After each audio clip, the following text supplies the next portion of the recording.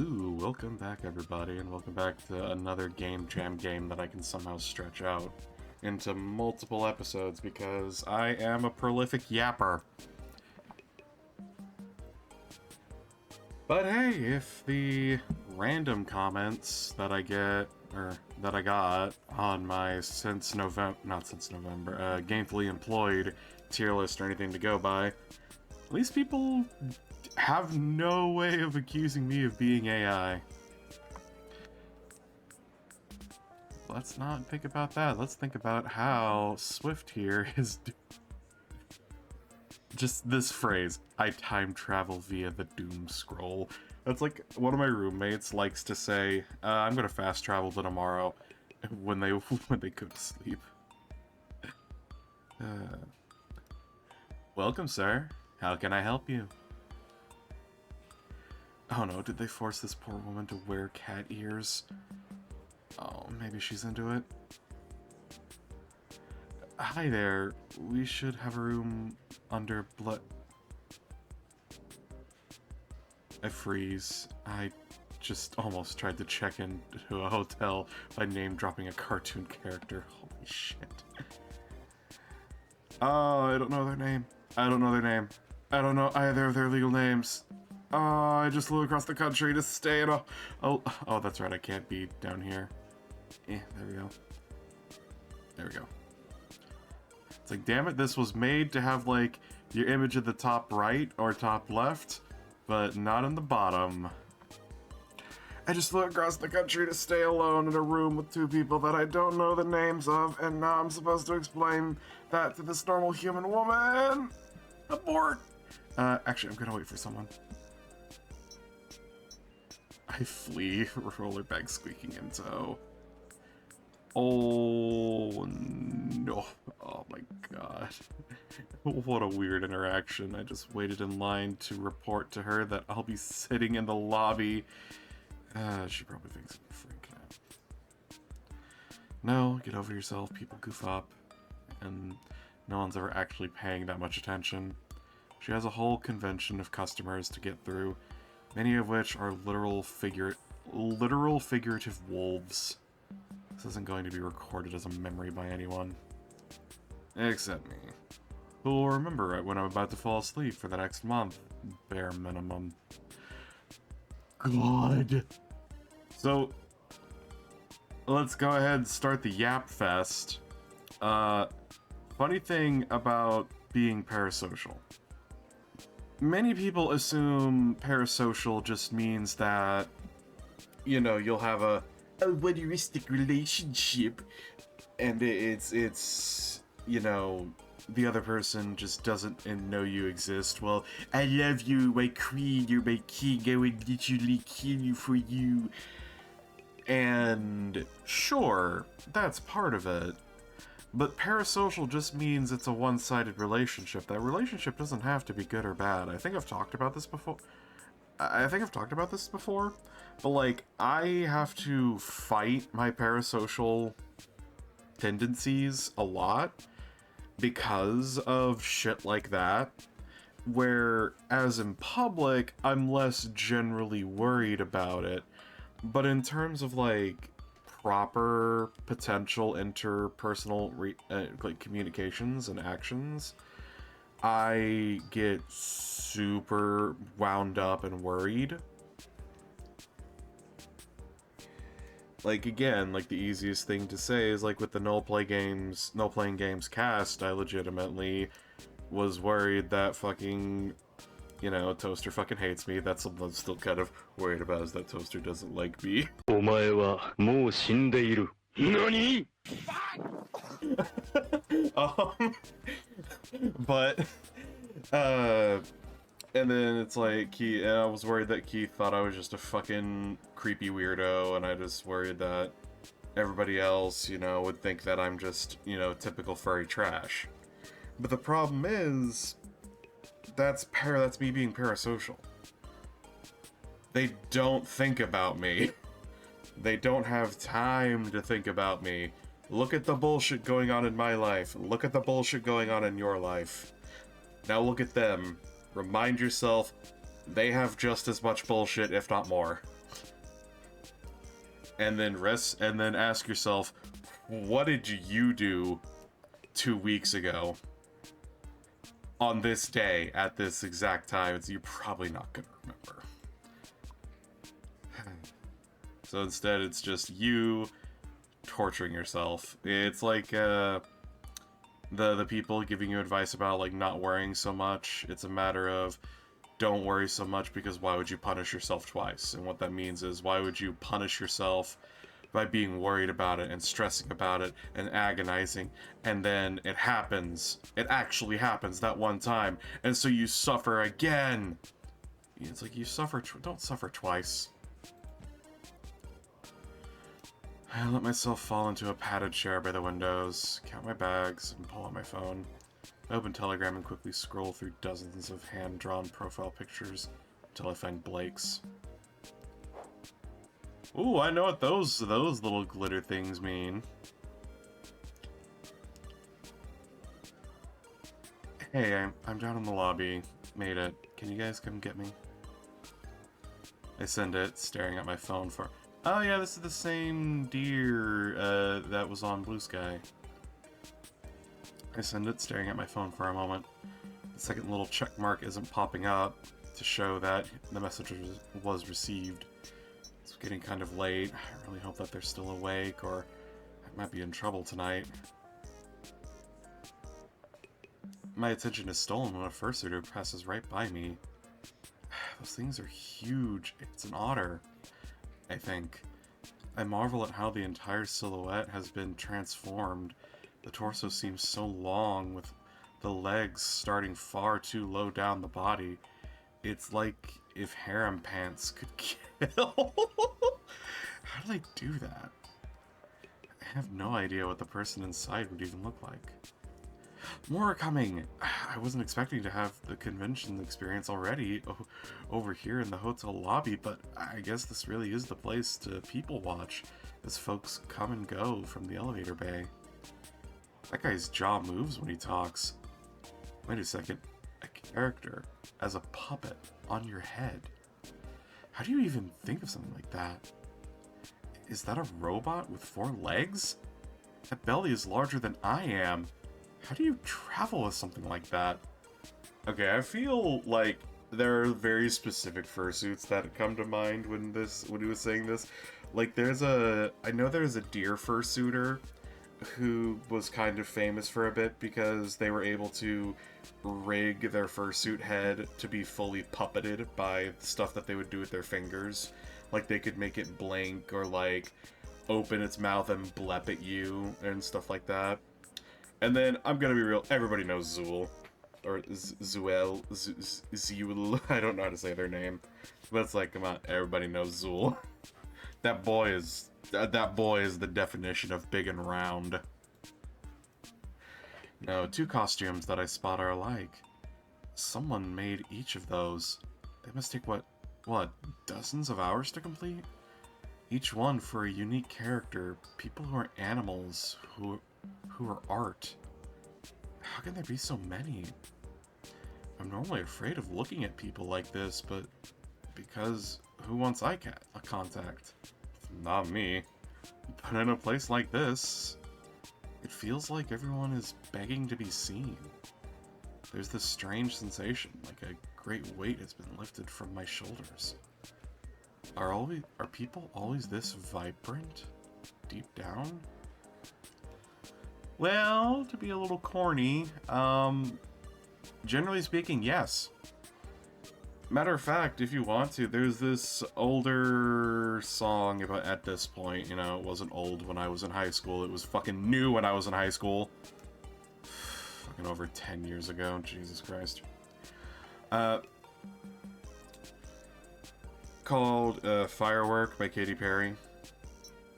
And honestly, that's kind of how it feels sometimes in that video, where when people finally, like, let themselves go and, like actually do something, the sparks start to appear on their chest, and then the fireworks just go boom, and, you know, start firing off, and it's like, yeah, that's kind of how it is.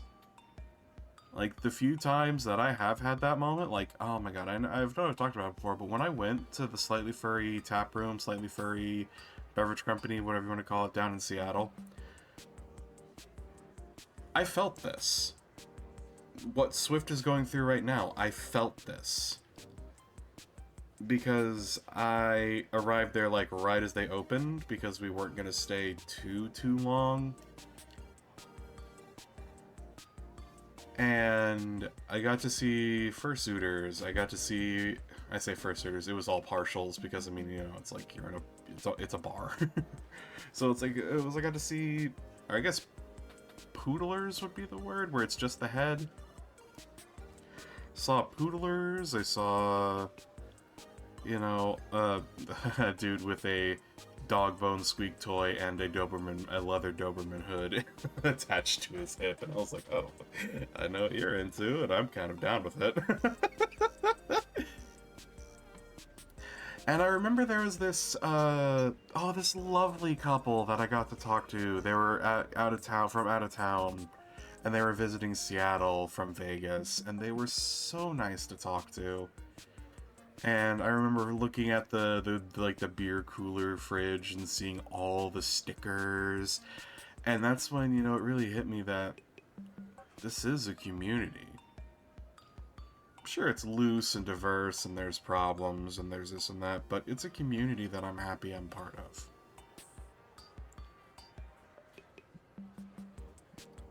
Somehow, I'm still not ready for what I see next. There are two older men, both on their way to turning gray. I watch as they embrace each other. To my great surprise, they don't pull away, they just kind of stay like that, rocking slowly side to side in each other's arms. It feels scandalous how they're doing it right here in public, and yet they're clearly not worried about who might see. It's just like in the movies, is my first stupid thought. God, is that really my frame of reference for gay people? I'm gay people, and yet I realize I've never seen anything like this before. I feel a pang. Right, there's a hole in here. I'd almost forgotten. I'm so wrapped up in this feeling that I don't notice at first that someone is holding a card out toward me. For you. My stranger danger is going full Spider-Man right now. For the room. Is this how hookups happen? Right in front of everyone? Upstairs. No, thanks. I'm good, man. His perplexed expression slowly dawns into realization before he fishes a lanyard with a homemade con badge out of his pocket. He looks a bit embarrassed to be putting it on in front of others. Oh my gosh, look at this dork! Ow! Oh, Osgood! Dude! You give me a heart attack. Sorry, okay, hang on, he's got... What do we got going on here?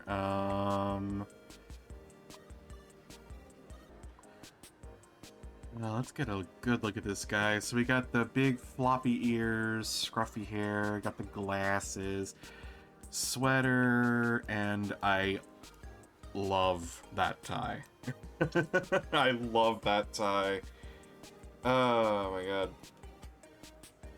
Okay. So I'm gonna be real here.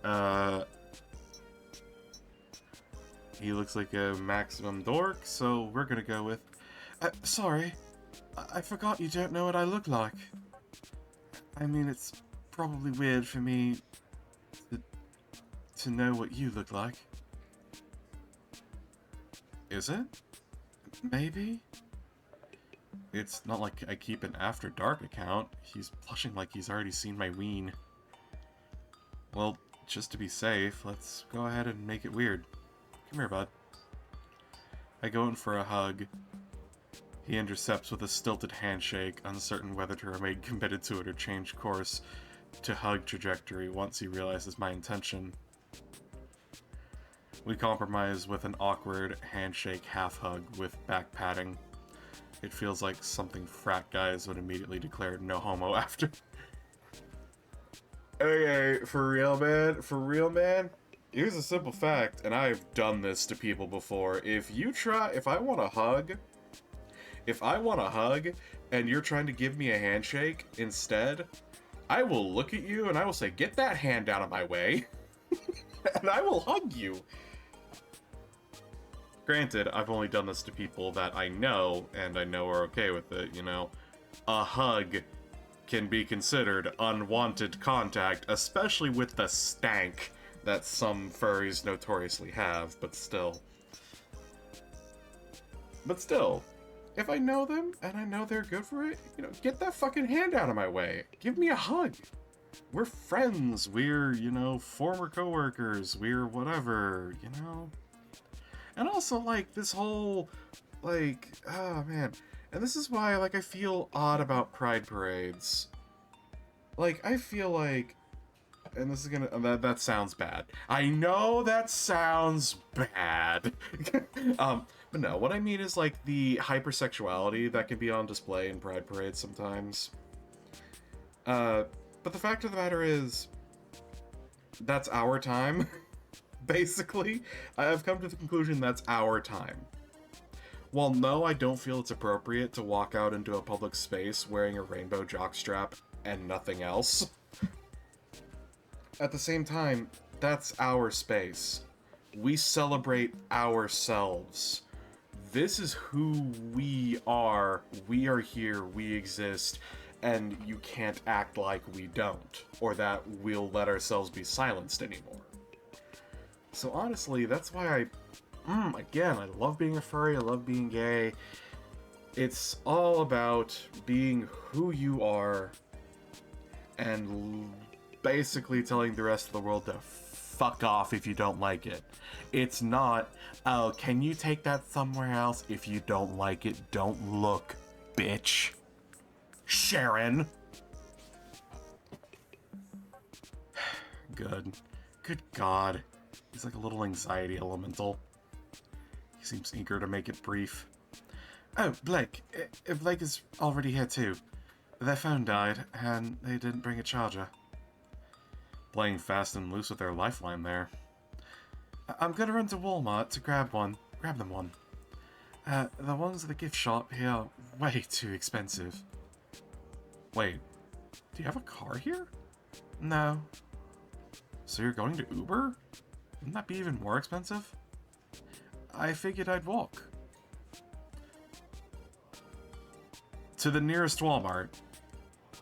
Miles away. After dark. In Florida. Well, we could go together. They can just borrow mine. You should spend your time here having fun, not running errands.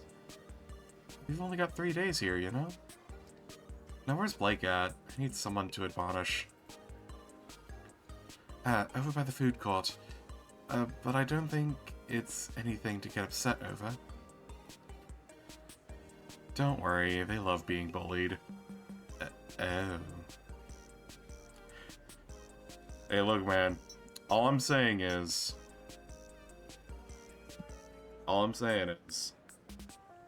sometimes it's a little fun to get pushed up against a wall. Not too hard, don't want to bang your head. Sometimes it's fun to get pushed up against a wall by a big ol' round belly. I find the shameless wastrel making some food service workers laugh as they close up for the night.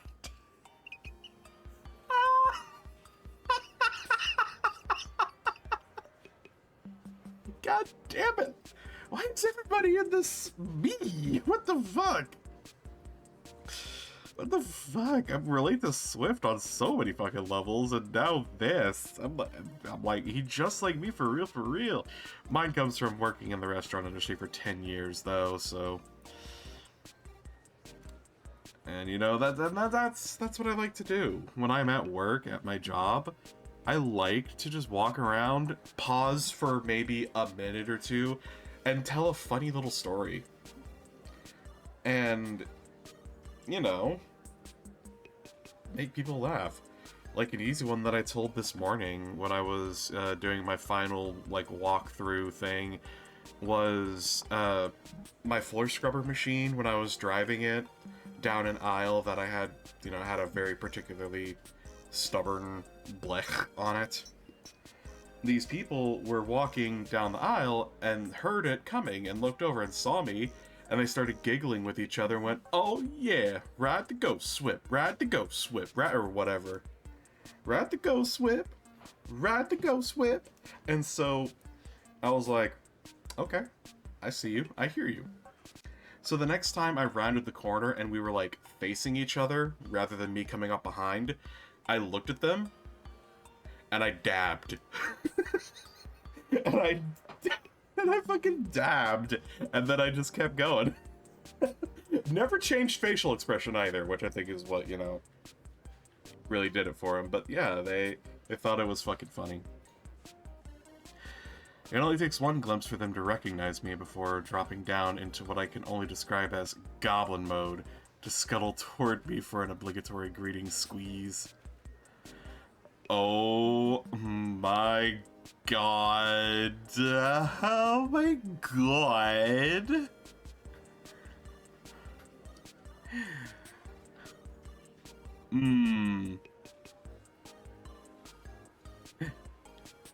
Swift, darling, precious child. Charger. Prophetic wisdom. Goody was about to get stabbed walking to Walmart for one.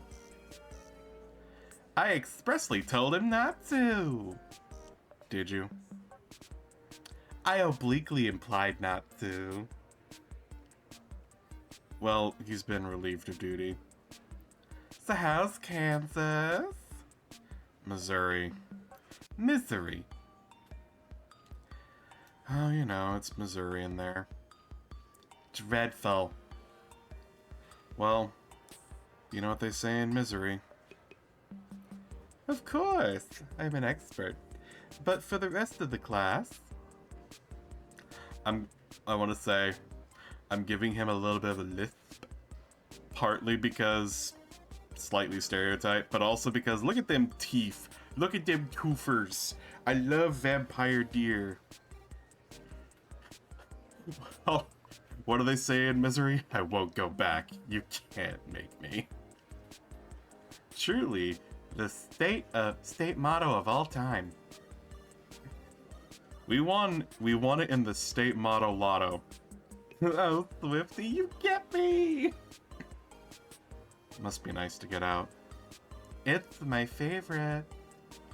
It's crazy how quickly we fall back into old rhythms of the dumb bullshit we'd normally say on Discord calls.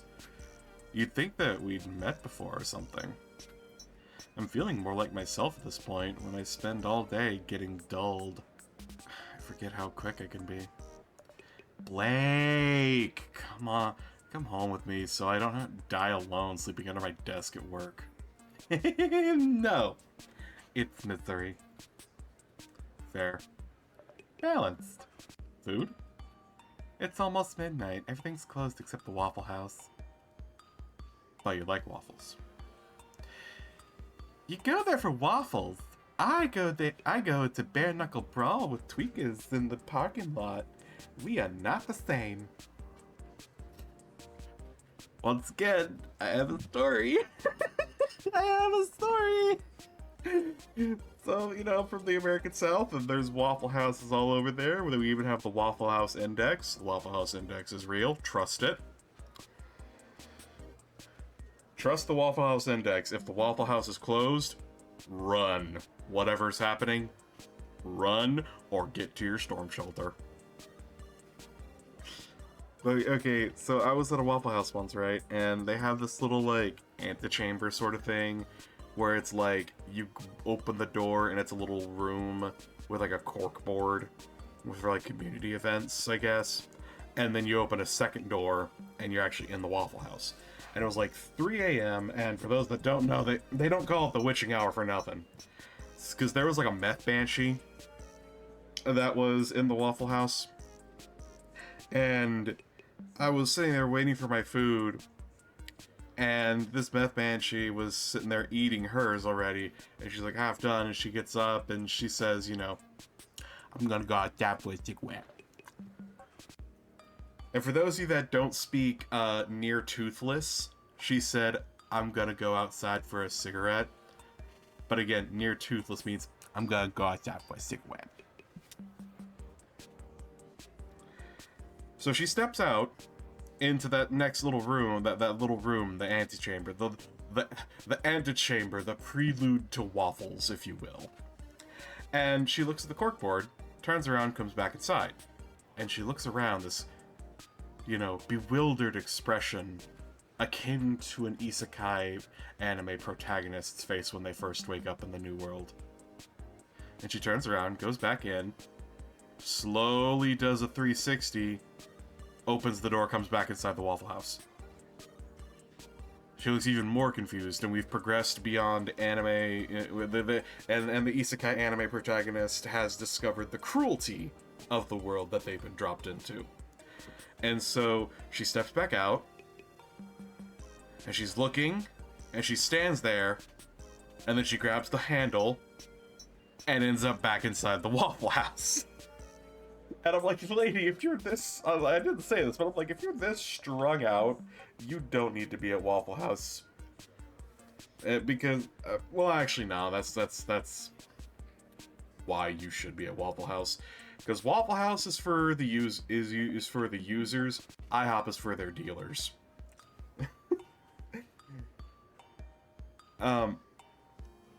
So, I realize that we have gone from, you know, confused to, you know, like shocked to actually kind of getting mad now. So I kind of like make an excuse for like, hey, I'll be right back.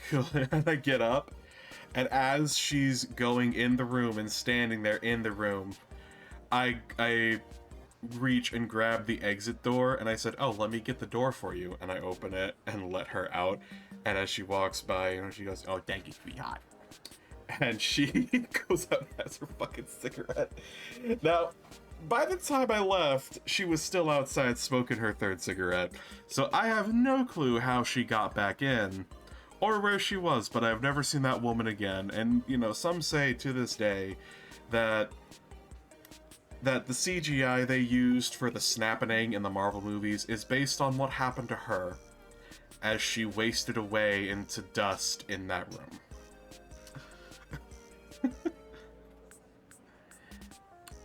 But alas, my dance card is full tonight. There's an after dark rave at the witching hour. I crave being seen with the minimum legal requirement of clothes on. Which hour is the witching hour again? Depends on how orthodox you are about it. Oh my god, this fucking... I like you. But in this case, midnight 30. Are you a bad enough dude to be my plus one? It's already late. Bed calls to me. My flesh is weak. I'm over 30. Wait. No. Fuck that. I only have 3 days to live. Rave me.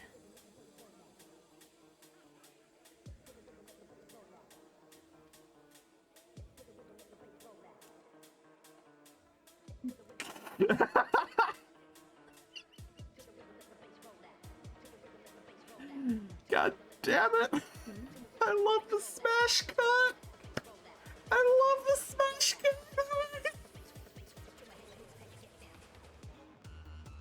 Oh my fucking god, I needed this fucking DN after the bullshit I've been through this last couple months!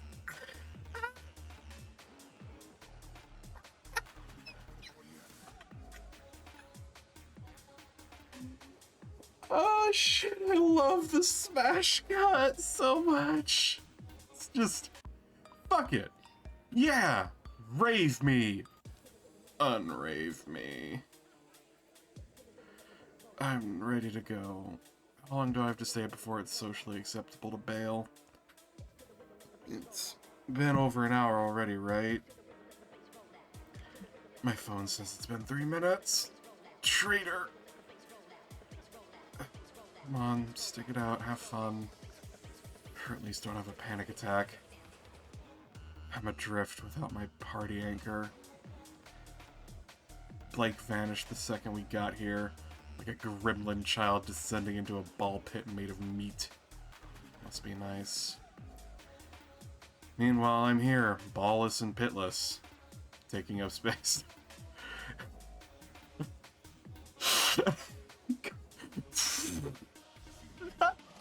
not dancing. I'm sorry, I read that and I had to process the double entendre. Not mingling. I'm furniture. That's somebody's kink. If only someone would sit on... It's his kink! Alright, I'm sticking. Stop wasting the evening. I've just gotta walk out into that crowd and move around, right? Bounce to the music, raise up my arms. I'm among the sea of bodies, waiting for the moment where I lose myself in the music. It never comes. Gloria Estefan said that the rhythm was gonna get me. Would she lie? Oh, hey, that's the line! That's the line! This isn't my story, but it's something that happened, and Keith Ballard, the author of this, he released this VN and then went to a FurCon. I think it was MFF, I don't know. But he released this VN, then went to a FurCon, and apparently at that FurCon, a conga line of furries playing this song fucking walked by him.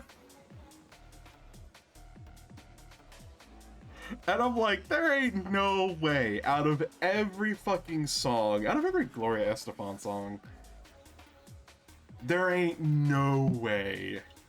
And like, it was public knowledge that he was going to be attending that con, so somebody had to have done that on purpose. That had to be on purpose, and that's fucking hilarious. I love it. Also, I will not lie, I'm not a rhythm is gonna get you kind of guy. I like it, it's cool, but I'm a get on your feet guy, you know. Get on your feet, get up and make it happen. Nothing about this feels natural. I remain hyper aware of all my limbs and exactly what each of them are doing.